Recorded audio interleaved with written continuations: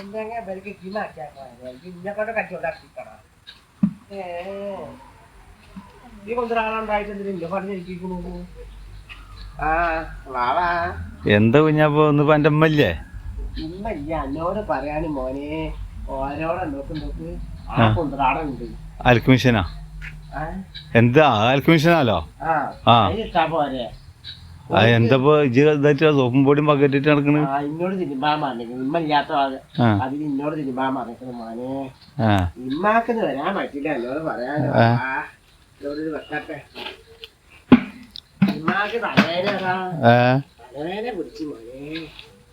അതെ ഇമ്മാക്ക് തലവേദന വല്യമ്മ ഉണ്ടല്ലോ. ഇമ്മ അങ്ങക്ക് കുറച്ച് കുടംപൊളി കിട്ടി. കുടംപൊളില്ലേ അത് ഈ മഴ ആയിട്ട് ചീഞ്ഞ കളറൊക്കെ അയക്കണല്ലോ. കുടംപൊളി പിന്നെ ചീഞ്ഞ കളറിനല്ല മയത്തുണ്ടാവുക. അത് വല്യമ്മ ഉണ്ടായിരുന്നു അവിടെ. വല്യമ്മ കൊണ്ടുകൊടുത്ത്.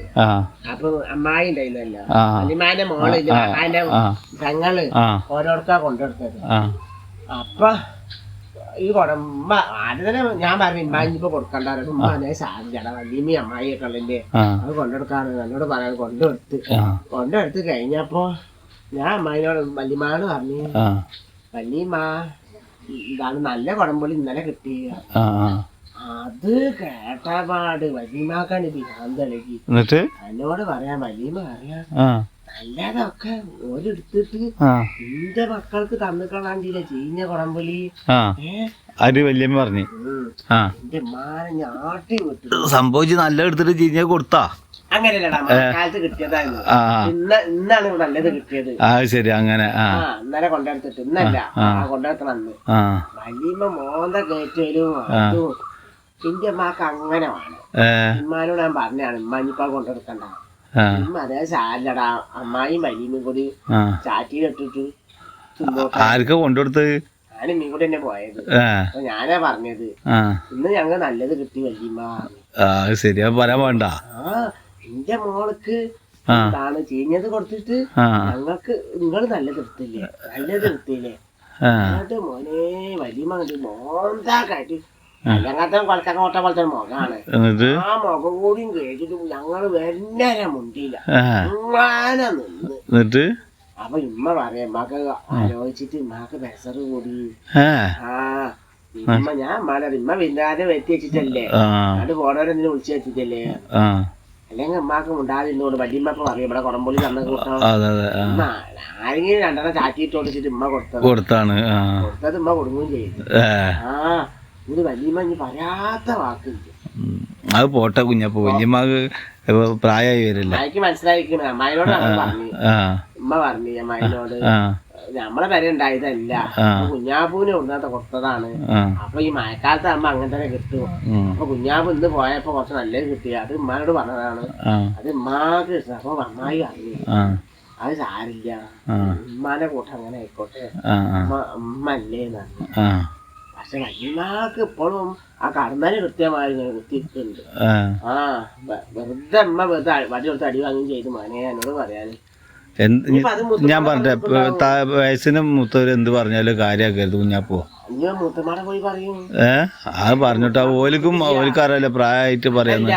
കുടംപൊളിന്റെ കൂട്ടം അവിടെ പോയി പറയൂ.